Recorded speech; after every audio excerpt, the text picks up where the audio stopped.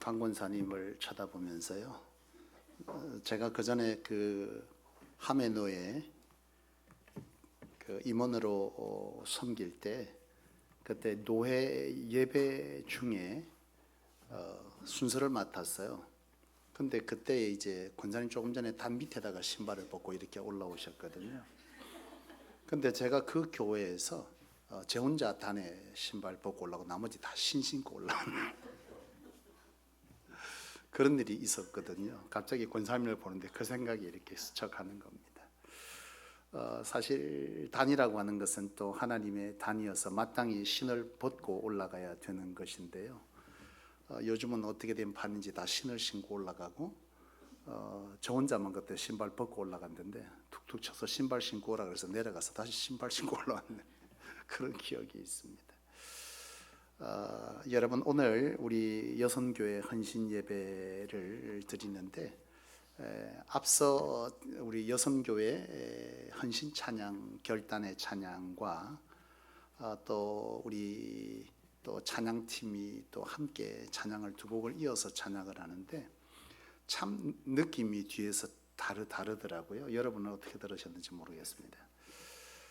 뒤에 부른 우리 찬양팀의 찬양은 어떤 느낌이냐 하면 참 아름답고 참 그런 찬양의 모습이고요. 앞에 부른 여성교회 헌신의 찬양팀의 찬양은요, 아름답기보다는 헌신을 다짐하고 곧 전쟁터에 나갈 것 같은 기세를 가지고 막 찬양을 하다가 막 앞서 뒤에 발이 좀 꼬이는 듯한 느낌의 행렬 같은 느낌이 딱 드는 거예요. 그러니까 막판에 찬양이 조금 이상하게 되더니 또 행렬을 또 갖추어서 막 행진하는 듯한 그런 느낌을 받으면서 사실 저는 은혜가 참 됐습니다. 교회를 사랑하고 또 교회를 세우고자 하는 바로 여성들의 그 마음의 결심이 이 교회에 그대로 남겨지고 또 뿌려지고 씨가 되어 심겨지고 있구나, 그런 생각을 저는 하면서 은혜를 받았습니다. 여러분, 교회마다 여성도들이 많습니까? 남자 성도가 많습니까? 왜 그럴까요 도대체?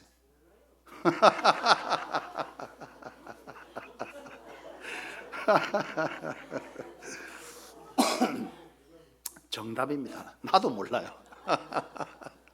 근데 참 이상한 것은요, 기독교 역사를 거슬러서 올라가잖아요.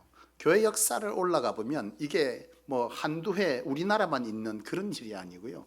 기독교 역사 속에서 교회의 구성원들이 다수가 여성이었다는 것이고, 이것은 초대교회도 마찬가지였습니다. 남자보다요 여성의 수가 훨씬 더 많았습니다. 그만큼 여성이라고 하는 이 교회의 성도들의 구성이 어쩌면 한국 교회를 넘어서서 전 세계 또 초대교회까지 여성도들의 그 수많은 헌신들이 바로 교회들을 세워갔구나라고 하는 것을 알 수 있게 되는 것이죠. 사실 초대교회도 보면요, 여성도들의 사실 보이지 않는 곳에서의 헌신들이 굉장히 강하게 교회들을 지지하고 있었다라고 하는 것을 알게 돼요.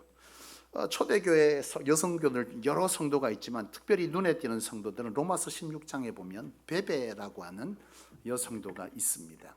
이 베베라고 하는 성도는요, 갱그리아 교회의 일꾼이다 이렇게 표현하는데, 많은 지도자들의 후원자가 되었던 사람이 바로 이 베베고요. 바로 이 로마서라고 하는 이 책을 로마 교회에 전달한 사람이 바로 여성입니다. 이 베베라고 하는 여성도가 그 엄청난 일을 한 것이죠. 사실 이 일은 어떻게 보면 목숨 걸고 하는 일이었거든요. 그런 점에서 보면 이 베베라고 하는 여성이 초대교회에 얼마나 강력한 역할을 했느냐라고 하는 것을 우리는 짐작할 수 있게 되는 것이죠. 뿐만 아니고 여러분, 브리스길라라고 하는 이름을 여러분 성경에서 많이 보게 되죠. 그 남편이 누굽니까? 또 몰라요 하시면 안 되고요. 이건 성경에 기록되어 있어요. 아굴라라고 하는 남편이죠. 브리스길라와 아굴라 이렇게 되어 있죠. 사실 바울의 가장 강력한 후원자였던 사람들이 바로 이 브리스길라와 아굴라 부부입니다.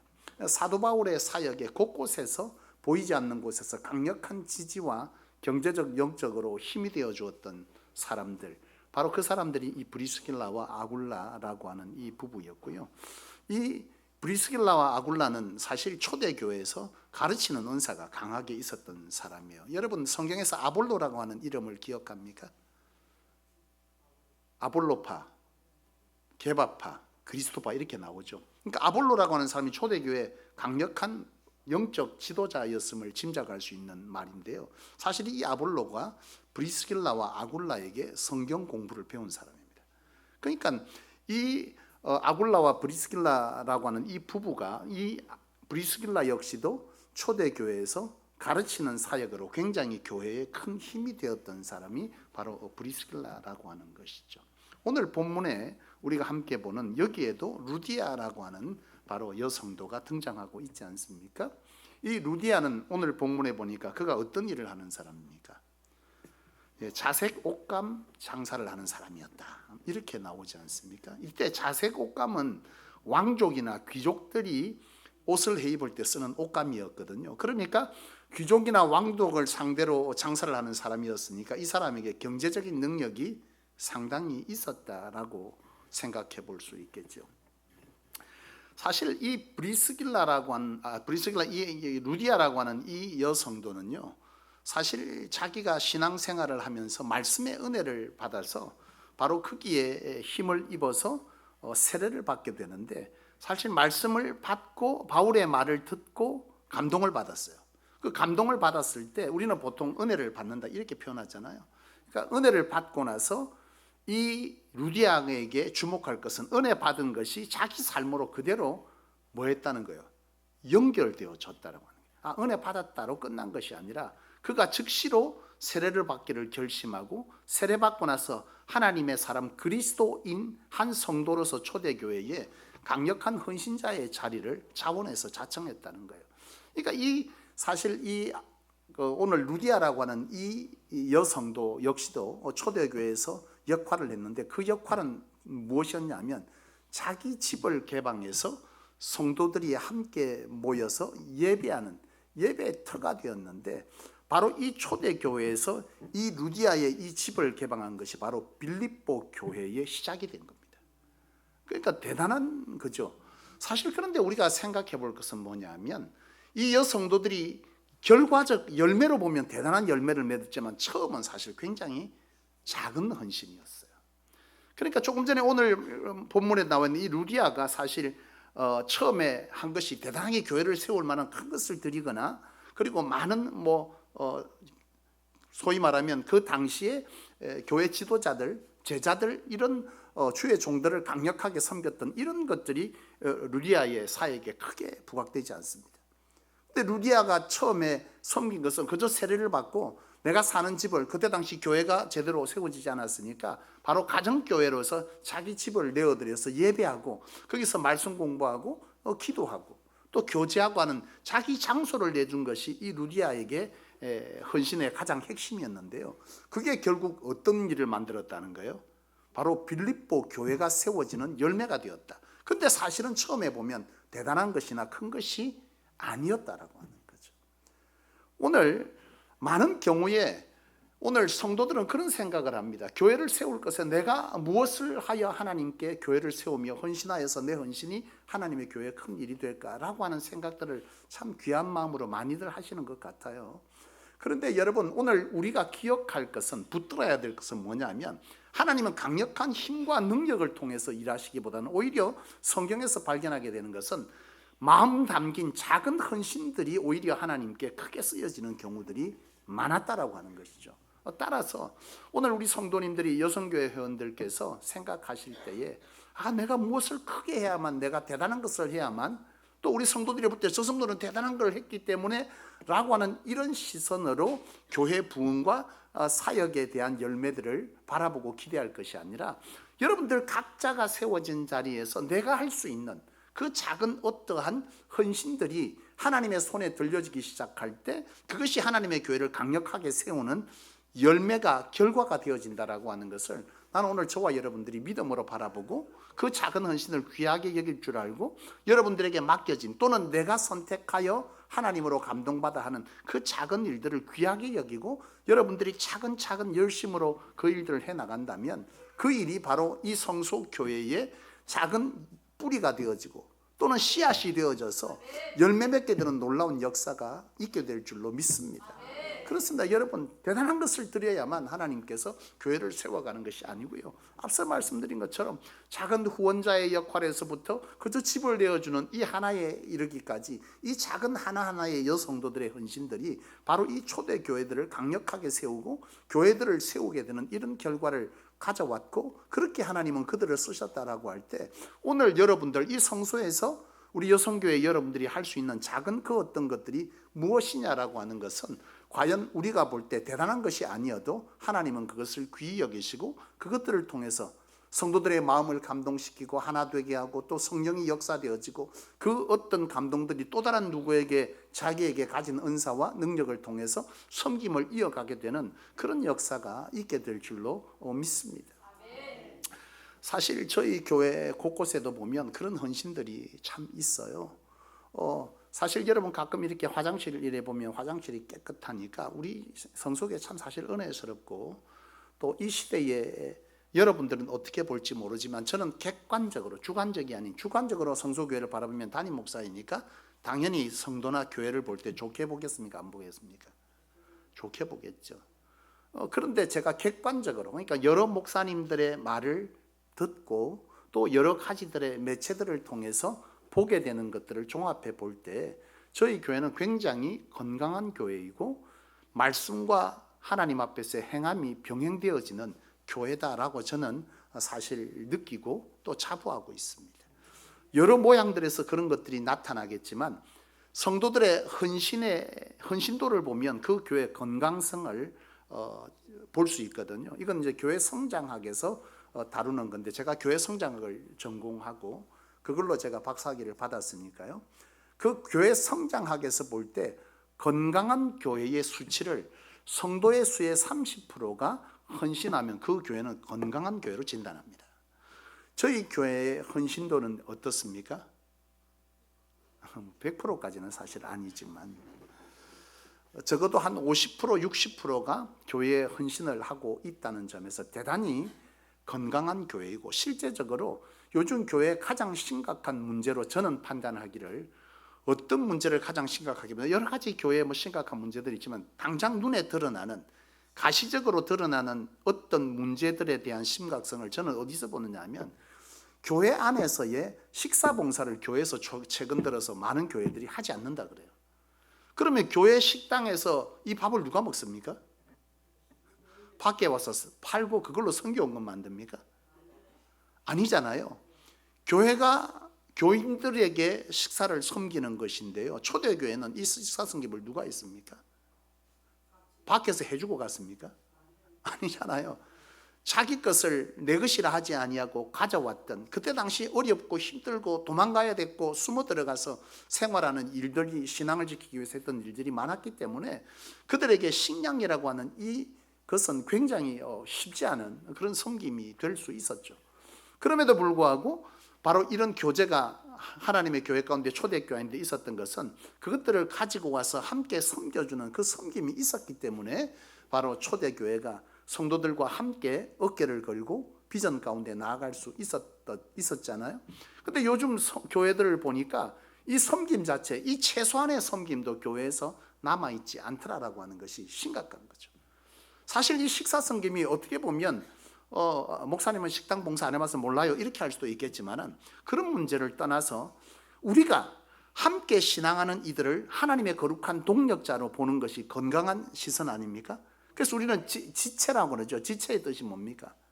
지체란 말 안 쓰나요? 한 몸이란 뜻이지 않습니까? 형제 자매라고 부르기도 합니다. 요즘은 형제 자매라고 잘 안 불러요.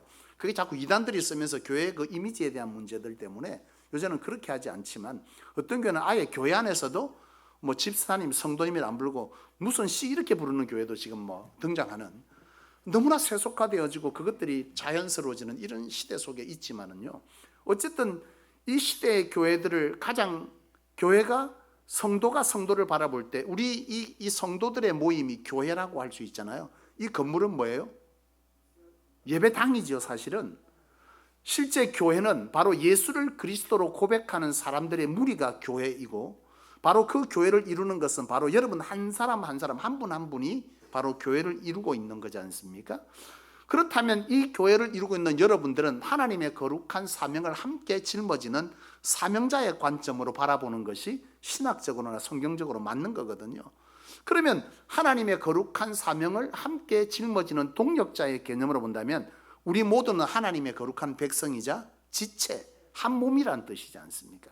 그런데요, 이 지체의식, 동력자의 의식을 가진 우리의 이 의식이 제대로 박혀 있다면 나와 함께 한 몸을 이룬 성도들을 위해서 밥 먹이는 일이 그게 그렇게 못할 일입니까? 만약에 이것이 안 되면 예수님께서 구약시대, 하나님께서 구약시대를 거슬러 올라가 보면 10의 1조를 명했습니까? 10의 2조를 명했습니까? 10의 2조를 명했거든요. 10의 1조는 하나님께, 레위인과 객관과 10의 또 다른 1조는 자기의 삶에서 어려운 이웃들을 돌아보고 함께 나누는 일을 쓰도록 구약 성경은 원래 10의 2조를 명하고 있거든요. 이것이 신약 성경에 오면서 바로 이 초대교회가 그저 자신의 교회뿐만 아니라 나아가서 지역을 돌아보고 지역을 섬기는 봉사를 했습니까? 안 했습니까? 7 집사가 왜 세워졌죠? 그렇죠. 바로 그때 당시에 주의 제자들이 그 일을 감당하니까 말씀과 기도에 성도를 돌아보는 일에 전무할 수가 없었던 거예요. 그래서 집사들을 통해서 7 집사님들이 세워지면서 바로 이런 교회와 지역을 섬기는 봉사, 나눔, 섬김 이런 일들을 도맡아서 했던 분들이 바로 초대교회 7 집사님들이었거든요. 그러면 이 교회 안에서 마땅히 교회가 지역을 돌아보고 섬기고 주의 사랑으로 희생하고 봉사하고 나누는 이 일은 그리스도인의 주님을 닮아가는 사역에서 반드시 필요한 것입니까? 아닙니까? 필요한 거거든요. 그렇다면 바로 이 교회가 자기와 함께 동력하는 성도를 위해서도 자기의 희생을 하지 않는데, 자기 것을 나누지 않는데 아무런 상관없는 이 땅에 또는 이 지역의 사람들을 섬긴다? 이게 말이 됩니까? 안 됩니까? 말 안 되는 거예요. 그렇다면 자신의 교회에 함께 신앙하는 그들도 섬길 어떠한 신앙적 이해와 헌신이 없다라고 한다면 그 교회는 지금 사실상 사명을 제대로 이해하는 교회입니까? 이해하지 못하는 교회입니까? 이해하지 못하는 교회에 가깝고 설령 이해했다 할지라도 그들은 그것을 하나의 지식으로 담고 있지 바로 자신의 삶으로 봉사하거나 순종하여서 행하는 것이 없는, 그야말로 산 믿음이 아닌 죽은 믿음인 거죠. 그런데 이게 지금 한국 교회에 그냥 전염병처럼 막 퍼져가서요, 대형교회를 중심으로 이제는 교회 주일 식사가 성도들이 헌신하고 봉사해서 식사하는 것이 아니라 외주를 주어서 식사를 팔게 되는 문제까지 이르는 것입니다. 그러니까 많은 대형교회들은 이제 식사를요 돈 주고 사 먹어야 돼요. 그렇죠? 가서 사 먹습니다. 그거 이제 선교비로 쓴다는데 사실 이게 무슨 얘기인지 저는 참으로 이건 말 그대로 기업의 경영 방식 아닙니까? 어려운 사람도 먹여야 되는데 교회가 밥을 판다. 이게 도대체 무슨 얘기예요 도대체? 말이 안 되는 게 말이 되는 것처럼 둔갑되어서 세상의 경영 원리를 따라서 교회가 세워져 가고 있는, 행정을 잡고 있는 이런 형태로 교회가 변질되어져 가고 있다라고 하는 것이죠. 여러분, 이 작은 섬김조차도 안 되는 교회들이 부지기수다. 성소교회는 여러분 이 주일 섬김이 요즘 그래요. 나가서 전도하실 때 성소교회는 우리 교회를 자랑할 때 여러 자랑거리들을 말씀하시는데 그 중에 하나가 강력한 게 있어요. 여러분들이 하는 게 뭡니까? 성소교회는 밥이 맛있습니다. 이게 전도할 때 쓰는 하나 교회의 자랑이자 또 세상 사람들에게 알려주는 건데요. 사실 그저 말로 들으면 참 웃기는 얘기 같지만 이 얘기를 제대로 그러니까 교회에 대한 지식 또는 교회관이라고 하는 바로 이런 관점에서 제대로 볼 줄 아는 사람은 이 교회가 영적으로 건강한 교회다라고 하는 것을 진단할 수 있습니다. 왜냐하면 조금 전에 말씀드린 것처럼 이런 섬김 자체가 없는 교회는 이미 지식적 교회로 변질되었거나 바로 이러한 것을 제대로 이해하지 못하는, 그래서 철저하게 그 교회는 무슨 중심으로 신앙을 하게 되냐면 기복적 신앙을 중심으로 신앙하는, 하나님의 사명에는 관심이 없고 내가 복을 받기 위해서 하나님을 찾고 예배하고, 그리고 나서 작은 내가 필요한, 내가 하고 싶은 헌신만 하는, 바로 이런 형태로 전락해버려진 교회가 그런 교회다라고 생각할 수 있겠죠. 여러분, 분명 이 성소교회가 그런 점에서 나아가서 그것뿐만입니까? 식사를 준비하고 또 청소를 하고 이런 것들, 그 어떤 것도 우리 스스로가 이 일들을 해내고 있는데, 바로 이런 일들을 행함에 있어서 여러분들이 가져야 될 기본적 이해, 교회관이라고 하는 것은 제가 조금 전에 말씀드렸던 이런 관점으로 교회를 보고 또 그것을 믿음으로 행할 때 이 성소교회가 지금 우리 교회는 건강한 교회로 진단받을 수 있다라고 할 수 있고, 저희 교회는 건강한 교회입니까? 아닙니까? 건강한 교회죠. 그 어떤 교회도 앞으로 교회가 조금 더 성장되어지고 많아질 때, 아, 이제 힘들어서 밥 못 하겠어요, 이런 말을 여러분 안 하시면 좋겠습니다. 그죠? 여전히 이 일은 우리가 힘들지만 작은 섬김의 한 현장으로 우리가 반드시 지켜가야 될 일입니다. 그것도 안 하는데 지역을 섬겨요? 거짓말하지 마세요. 안 합니다. 제가 사실 부산 망미동에서 개척하고 나서 구역 모임을 할 때, 그때 당시에 제가 구역 모임을 하면서 지침 중에 준 것 하나가 있습니다. 그 지침을 지금은 사실 잘 못 지켜나가고 있는데, 조금 우리 교회 성도님들이 거기에 대한 이해도가, 지금 이러한 이해도가 높아지면 다시 시도하려고 합니다. 그때의 성도들로 하여금 구역 예배 소그룹 모임을 할 때 주었던 지침 중에 하나는 각자가 오실 때 내가 섬길 수 있는, 구역 식구들을 섬길 수 있는 작은 나눔의 것들을 가지고 오라였습니다.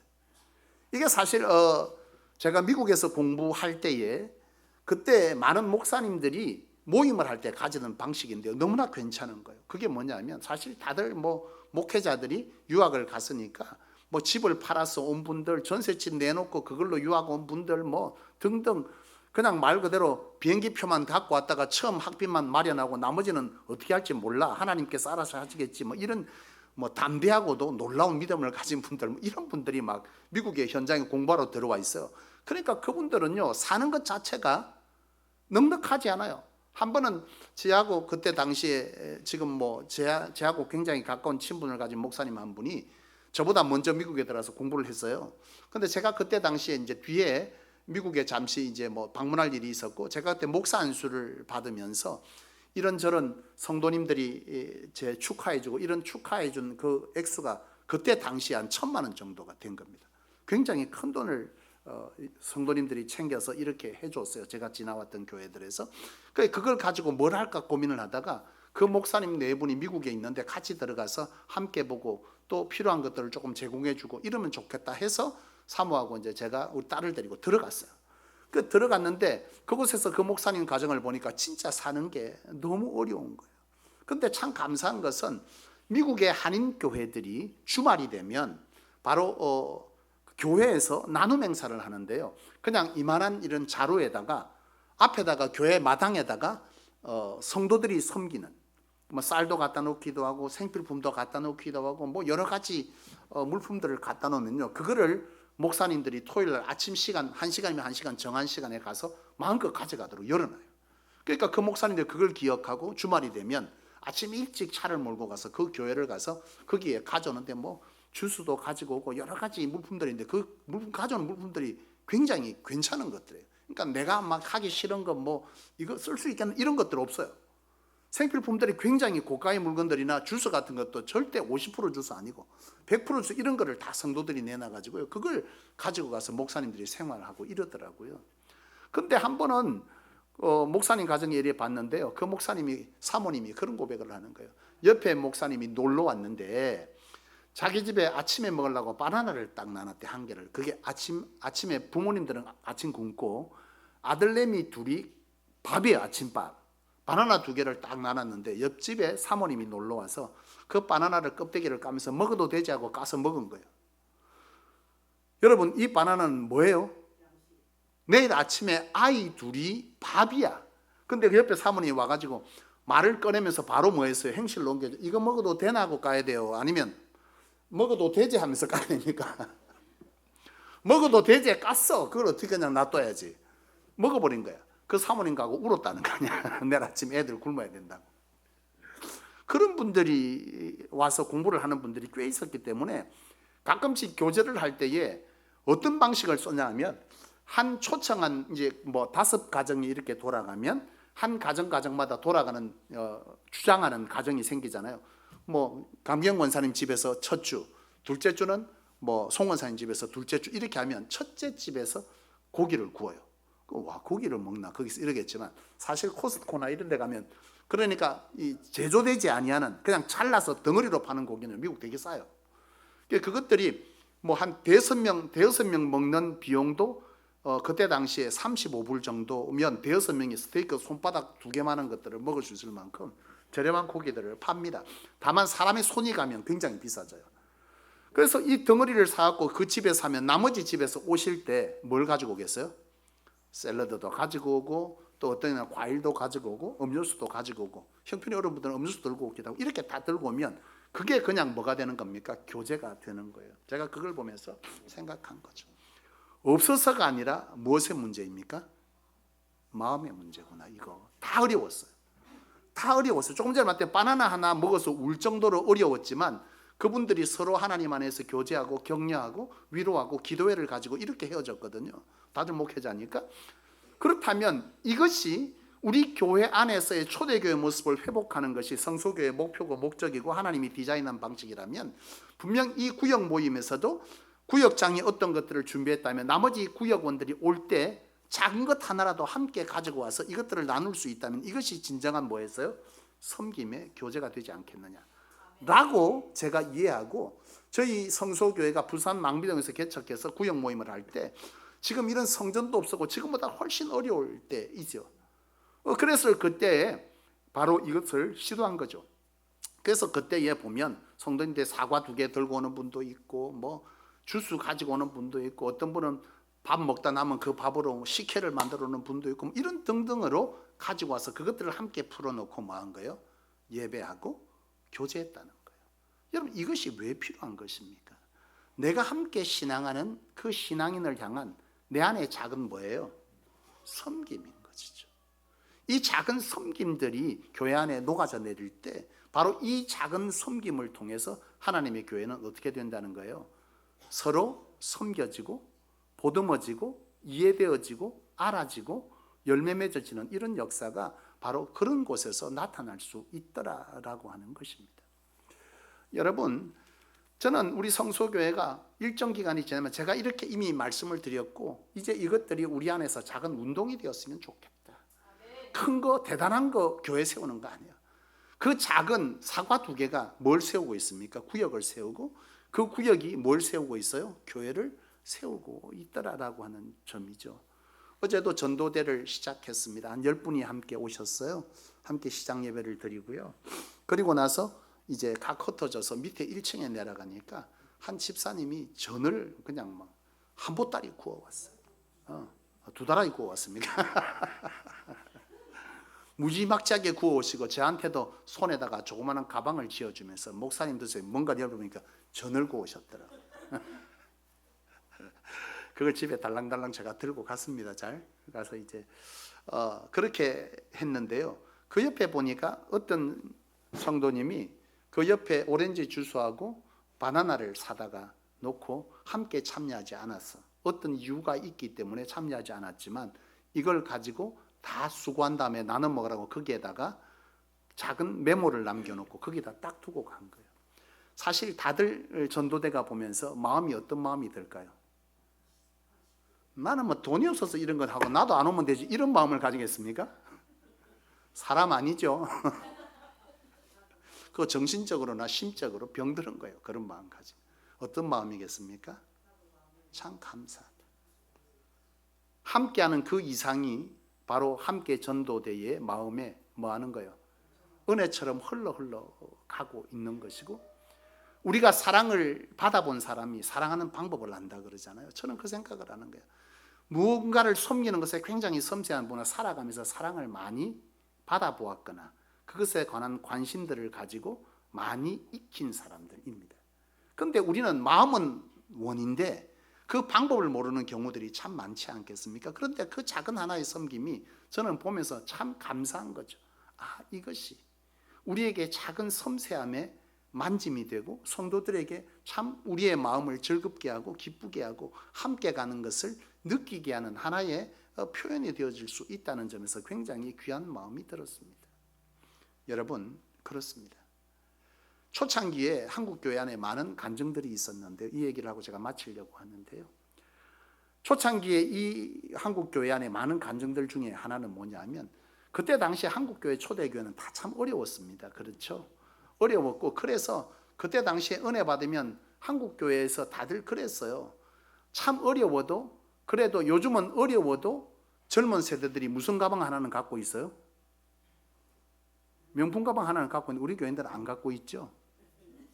네. 없어요. 몇 분만 없고 나머지는 다 있으신 모양이네. 답을 하시고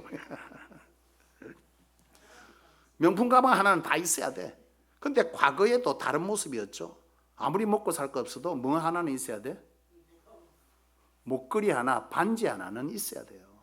그래서 집에 쌀이 떨어져도 이거는 뭐예요? 끼고 있었거든. 왜? 막판에 되면 이거 뭐 해야 돼요? 전당포에 맡겨서 빌려 먹든지 팔아 먹어야 돼. 어쨌든 그런 것들 있었고요. 우리 한국교회 초대교회가 세워질 당시에 바로 그런 어려움 속에서도 은혜 받고 했던 그 사람들이 그것을 풀어놓고 나갔던 일들이 비일비재하게 있었습니다. 그죠? 문제는 뭐냐면 그것조차 없던 성도들이 부직이었다는 거죠. 그 당시에 초대교회에 그런 어떤 어려운 성도들이 가지는 마음은 한결같을 겁니다. 지금도 다르지 않을 겁니다. 나도 주의 교회를 잘 섬기고 있고 나도 그 어떤 것에 내가 헌신하고 싶은데 나는 그 어떤 것도 드릴 것이 없는 거죠. 이 초대교회에 그런 한 집사님이 있었고 그 집사님이 늘 하나님의 교회에서 저희 교회에 주의 종들이 많이 나오는 교회가 되게 해달라고 기도했던 그 기도가 그 교회 가운데 나중에 알게 됐는데요. 놀랍게도 그 기도의 응답처럼 그 교회에서는 그 어느 교회보다 많은 주의 종들이 배출되었다는 간증이 있습니다. 여러분, 대단한 헌신이었습니까? 아니잖아요. 누가 보든 보지 아니하던 그 교회를 향한 부흥을 향한 영적 부흥을 향한 주의 종들이 끊임없이 배출되는 한국 교회를 책임질 그 어떤 교회가 되기를 갈망하고 사모했던 그 간절한 눈물의 기도는 바로 그 교회를 그 어떤 교회들보다 건강한 교회이자 한국 교회를 책임지는 교회로 성장시켰다라고 하는 점에서 그 작은 헌신은 결코 무시될 수도 없고 하나님에게 중요하게 여겨지는 헌신이었다. 우리는 그렇게 배울 수 있는 것이죠. 말씀을 맺겠습니다. 사랑하는 여러분, 초대교회의 여성교회의 헌신자들의 성도들의 헌신은요 대단한 것이 아니었습니다. 제가 마지막 한 간증을 하자면 제가 연산제일교회를 1년 동안 사역하는 동안에요 참 젊은 부부인데 30대 중반 된 부부였어요. 제가 그때 39이었으니까 그때 당시에는 35살도 꽤 된 것 같은데 지금 보면 35살은 굉장히 나이가 젊은 거죠. 근데 어쨌든 저보다는 4살밖에 안 작았으니까 나이가 좀 들었던 느낌이 있었는데 이 부부가 아이를 갖고 싶은데 결혼한 지 5년, 6년이라도 아기가 안 생겼어요. 그래서 시험관 아기를 계속 도전하더라고요. 근데 계속 실패되었어요. 그러던 차에 제가 그 교회에 1년 동안 담임 대행을 하면서 그 교회를 회복하기 위해서 대신방을 시도했는데요. 그 대신방을 갔을 때 그 가정이 기도 제목으로 아이에 대한 것을 내어놓았어요. 하나님께서 우리 가정에 바로 아이를 선물해 주시면 좋겠다는 기도 제목이 올랐는데 그때 제가 말씀을 저는 대신방을 가면 가정마다 그 전에 했던 걸 뒤집어서 하지 않고 그 가정에 대해서 기도하고 그 말씀을 가지고 신방을 가거든요. 근데 그 가정에 갈 때 하나님이 성령으로 제게 주신 말씀은 너희 가정을 바로 예배 전으로 바로 공개하라 이 말씀을 주셨어요. 그 교회는 이미 성전 다 있는데요. 그래서 그 말씀을 선포했습니다. 이 가정을 열어서 그 30대 가정이 함께 여기서 모여서 예배하고 교제하고 전도의 틀을 이 가정이 열어라. 바로 오늘 어떤 가정처럼요. 루디아 가정처럼 순종했습니다. 그리고 그 다음 주부터 그 가정이 열고요. 그곳에서 30대들이 모여서 예배드리고 교제하는 일들을 하는데요. 사실 쉬울 수도 있고 어려울 수도 있습니다. 누군가가 낯선 사람이 주기적으로 오고 챙기고 하는 거 쉽지 않을 수 있지만 그걸 하더라고요. 그리고 저는 그 해에 연말에 사임서를 던지고 미국으로 넘어갔는데요. 방학 때 제가 잠시 넘어왔는데 우리 사모하고 연산시장을 가는데 저 멀리서 목사님 하고 그 부부가 쫓아오고 그 시어머니가 같이 오는데 아기가 들려요. 아기가 달랑달랑 옆에 긁고 있는 거예요. 순간적으로 깨달은 거예요. 이 집에 뭐가 왔다? 아, 하나님이 선물을 주셨구나. 그래서 물었어. 시험관 악입니까? 아니요, 목사님. 자연 임신했어요. 하나님께서 그렇게 채워주시는 축복을 저는 받습니다. 이게 성경에 있는 내용이가 아니라 조심스럽지만 우리가 분명 신앙 안에서 이해할 수 있는 간증이라고 여겨집니다. 사랑하는 성도 여러분, 바라기는 오늘 여러분들의 작은 헌신을 하나님은 결단코 작다 하지 아니하시고 그 헌신이 우리 교회를 살리는 헌신임을 여러분 기억하셔서 그 어떤 경우에도 내 헌신을 보잘게 여기지 말고 내게 주신 것에 만족하며 작은 헌신의 자리들을 여러분들이 세워간다면 이 성소교회는 여러분들의 여성교회 헌신을 비롯해서 여러분 작은 헌신 하나하나가 모여서 이 성소가 하나님께서 계획하신 비전 가지신 교회를 깨우는 그 일에 아름답고 귀하게 쓰여지는 불을 밝히는 복된 교회가 되어질 줄로 믿습니다. 기도하겠습니다.